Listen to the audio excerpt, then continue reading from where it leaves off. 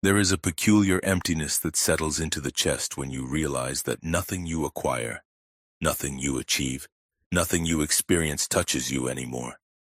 You move through your days collecting moments that should matter, reaching for pleasures that once sparked something alive inside you, yet each gesture lands in silence. The echo returns hollow. This is not sadness in its raw form. This is something more insidious. A numbness that wears the mask of normality while beneath it, your soul fragments into pieces you can no longer recognize. What if the inability to feel joy is not a failure of circumstance but a symptom of profound inner disconnection? What if every pursuit of happiness you have undertaken has been aimed at the wrong target entirely?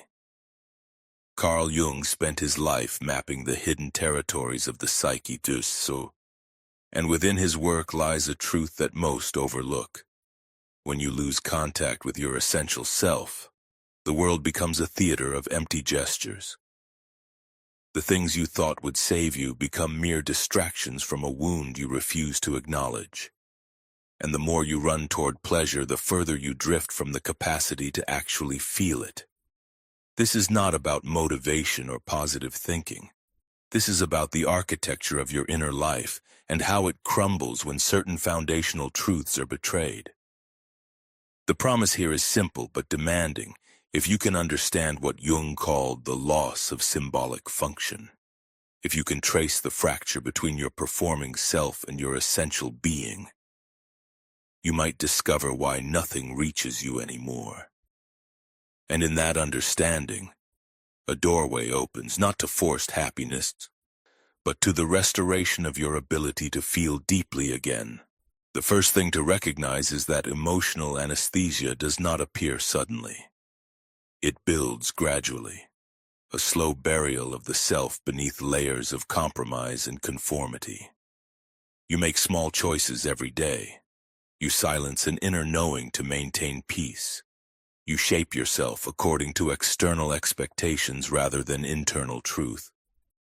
Each time you betray what is genuine in you to gain approval or avoid conflict, you lose a fragment of your capacity to feel. These betrayals seem insignificant in the moment, a truth left unspoken, a desire pushed down, a part of yourself edited out to fit the image others expect. But Jung understood that the psyche is a living system, and when you systematically reject parts of yourself, those parts do not disappear. They descend into shadow.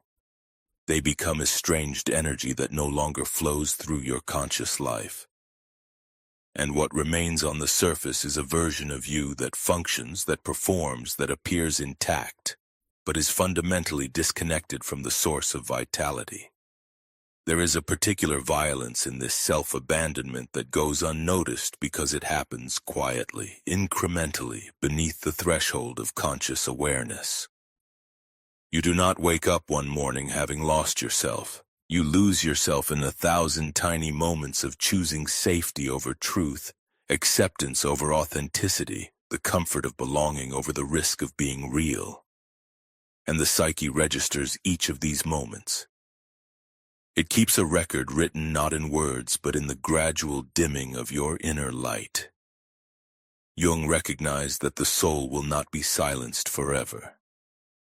It will make itself known through symptoms, through the very emptiness you now feel, through the persistent sense that something vital has been lost even when you cannot name what it is.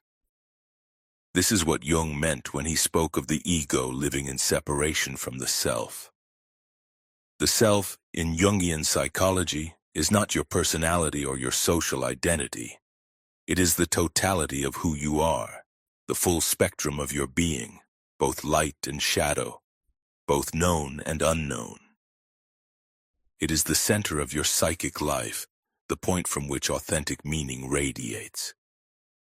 When your ego, the conscious part of you that navigates the world, loses contact with this center, everything becomes mechanical.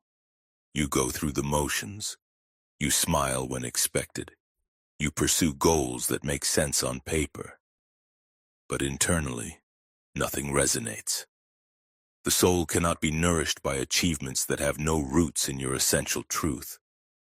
Think about the last time you felt truly moved by something, not entertained, not distracted, but touched in a way that made you pause and recognize yourself in the experience.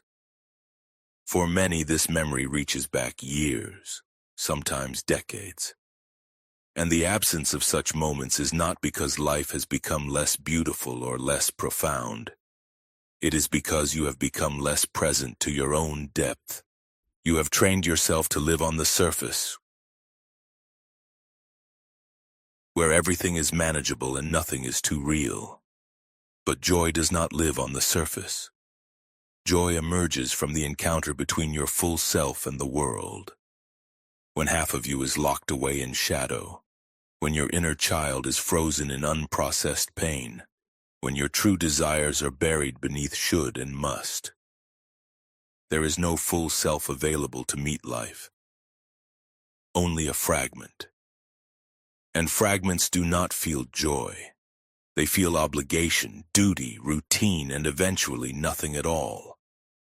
The ego, when inflated, becomes a tyrant that consumes all available energy. It demands constant maintenance. You must uphold the image. You must meet the standards. You must prove your worth again and again. This is exhausting labor, and it leaves nothing for the soul. Jung observed that when all psychic energy is directed toward maintaining a persona, the inner life starves. The persona is the mask you wear in social contexts, the role you play to navigate the world. It is necessary, but it is not you. When you mistake the persona for your identity, when you invest everything in being seen a certain way, you abandon the parts of yourself that do not fit the image. And those parts denied and rejected become the shadow. The shadow is not evil. It is not your moral failing. It is simply everything you have decided is unacceptable. Every emotion you were taught to suppress. Every desire you were shamed for having. Every aspect of yourself that did not align with who you thought you should be. Jung knew that the shadow holds immense vitality. It is raw, unfiltered psychic energy. But when you refuse to acknowledge it, that energy does not serve you. It works against you. It sabotages your attempts at happiness because a part of you knows, at a level deeper than words, that you are living a lie. And the psyche will not allow you to feel joy while you are betraying your own truth. What makes this betrayal so devastating is its invisibility. You can point to external problems and say, "This is why I am unhappy." You can blame circumstances, other people, the way life has unfolded. And sometimes those external factors are real and significant, but beneath them lies a deeper truth that Jung understood. The primary suffering comes not from what happens to you, but from how you have learned to disappear from your own life. The shadow does not grow because the world is cruel. It grows because you have been taught that certain parts of you are unlovable, unacceptable, dangerous. And in your effort to be safe, to be loved, to belong, you have buried those parts alive. They do not die. They wait, and while they wait, they consume the energy that should be fueling your capacity for joy. This is why nothing makes you happy. Not because happiness is unavailable, but because you are unavailable to happiness. Your energy is locked in internal conflict. One part of you reaches for pleasure while another part, hidden in shadow, undermines every attempt. You begin something with hope and watch it dissolve into apathy. You achieve what you thought you wanted only to find it meaningless upon arrival. This is not randomness. This is the shadow's way of forcing you to pay attention. It will not let you rest in superficial contentment. It will strip away every false comfort until you are left with no choice but to turn inward and face what you have been avoiding. Do you recognize this pattern in your life? The things that should bring satisfaction somehow do not. The moments that should feel significant pass by unremarkable. You accumulate experiences, relationships, achievements, yet the core emptiness remains untouched. This is not a flaw in you. This is your psyche attempting to communicate something essential. You cannot feel whole while living as a fraction of yourself. You cannot access deep joy while running from deep pain. And beneath all the numbness, beneath all the accumulation and distraction, there is a wound that demands recognition. For many, this wound traces back to childhood. Jung acknowledged that unprocessed trauma creates a frozen point in the psyche, a part of you that remains locked in a moment of pain, waiting for resolution that never comes. This is the wounded inner child, not a metaphor, but a real energetic presence within you. That child carries feelings that were too overwhelming to process at the time. Abandonment, rejection, invisibility, shame. And because those feelings were never fully felt, never fully acknowledged, they continue to live inside you, demanding attention in ways you do not consciously recognize. Every time you reach for happiness now, you are not actually seeking joy. You are seeking relief from that old pain. You are trying to fill a void that was created decades ago, but relief is not healing. Distraction is not integration. The pleasures you pursue are attempts to soothe a hurt that can only be addressed directly. And as long as you avoid that direct encounter, as long as the wounded child within you remains unseen and unheard, your energy will remain bound to the past. You cannot be fully present to joy when a part of you is still trapped in a moment of suffering that was never resolved. This creates a devastating confusion. You mistake pleasure for healing. You think that if you can just find the right experience, the right relationship, the right achievement, it will finally be enough. But it is never enough, because what you are trying to fix is not located in the external world.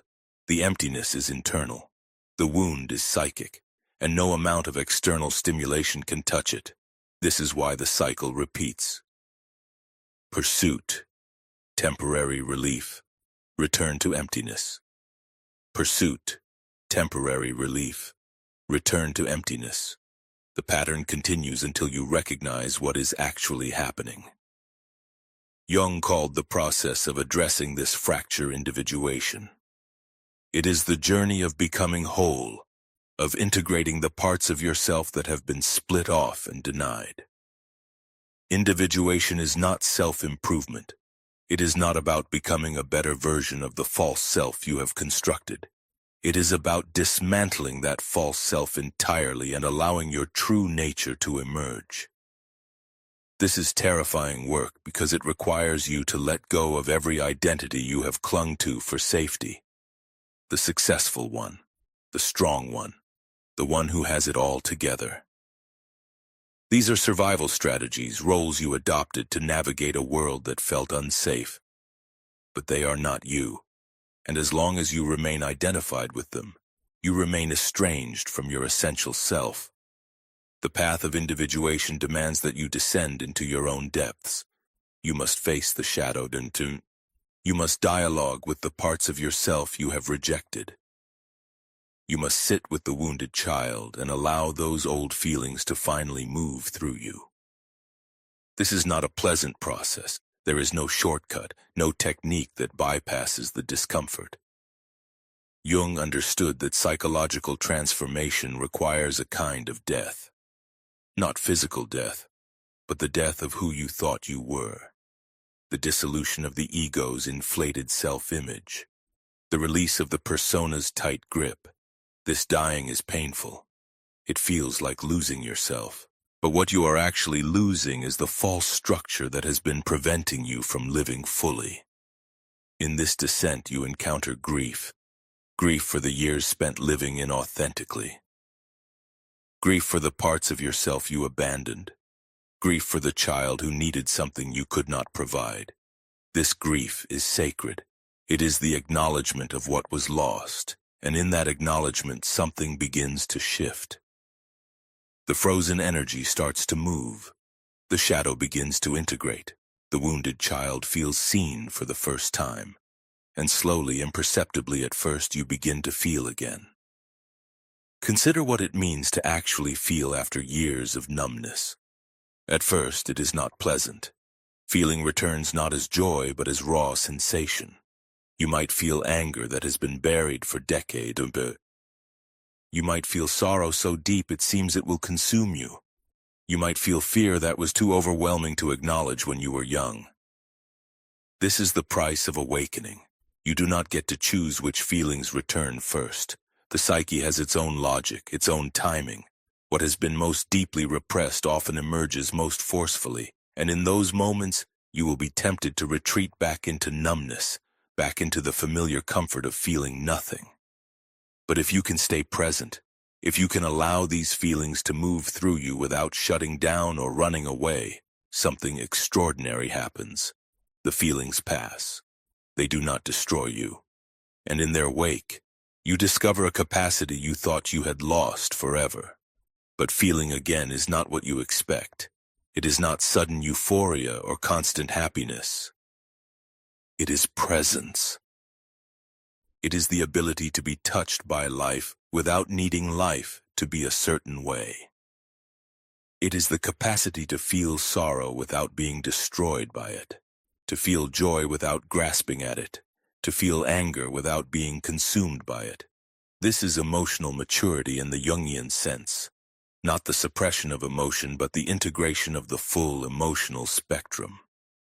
When you stop rejecting parts of your experience, when you stop demanding that life only deliver pleasant feelings, you become available to the richness of being human. And in that availability, joy is no longer something you chase. It arises naturally from the state of inner wholeness. The return to feeling is also the return to meaning. Jung spoke often of the symbolic function, the psyche's ability to perceive depth and significance in experience. When you are disconnected from the self, this function shuts down.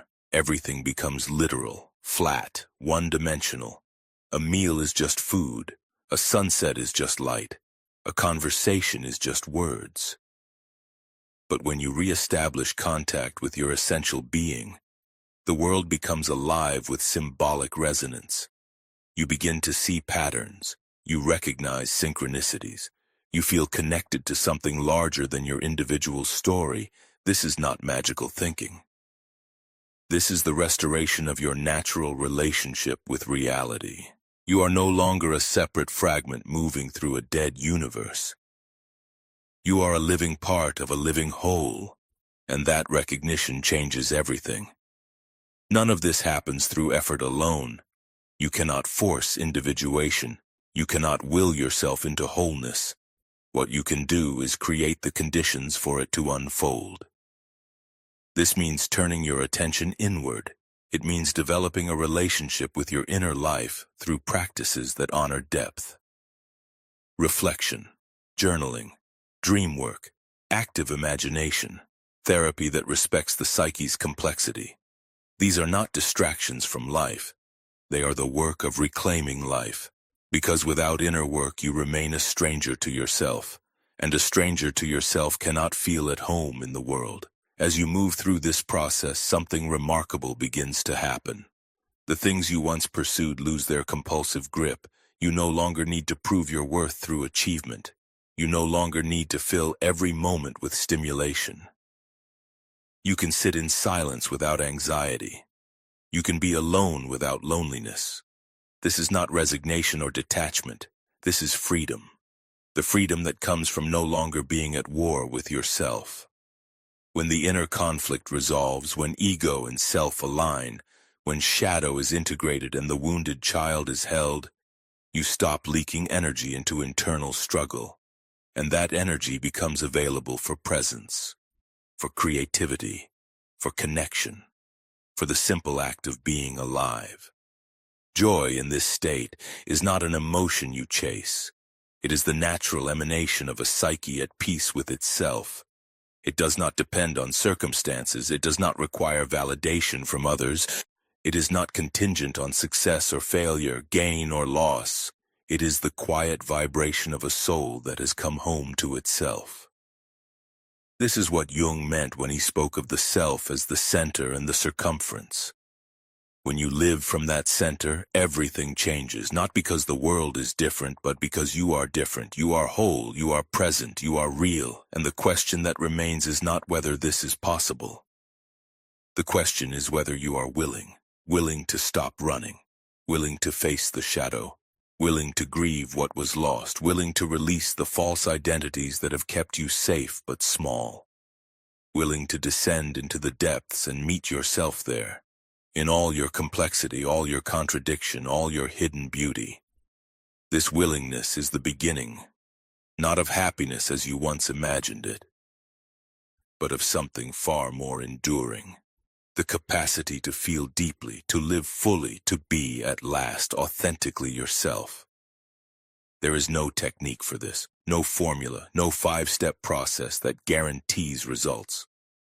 What there is instead is an invitation to turn toward yourself with the same compassion you have so freely given others, to stop abandoning the parts of you that do not fit the acceptable narrative, to recognize that the emptiness you feel is not a problem to solve, but a message to hear. Your soul is speaking. It has been speaking all along, and what it is saying is simple. Come back. Come back to yourself. Come back to the fullness you were always meant to inhabit. Come back to the life that is waiting beneath all the noise and performance and accumulated layers of should. This return is not dramatic. It is not a single moment of revelation. It is a slow, steady reclamation.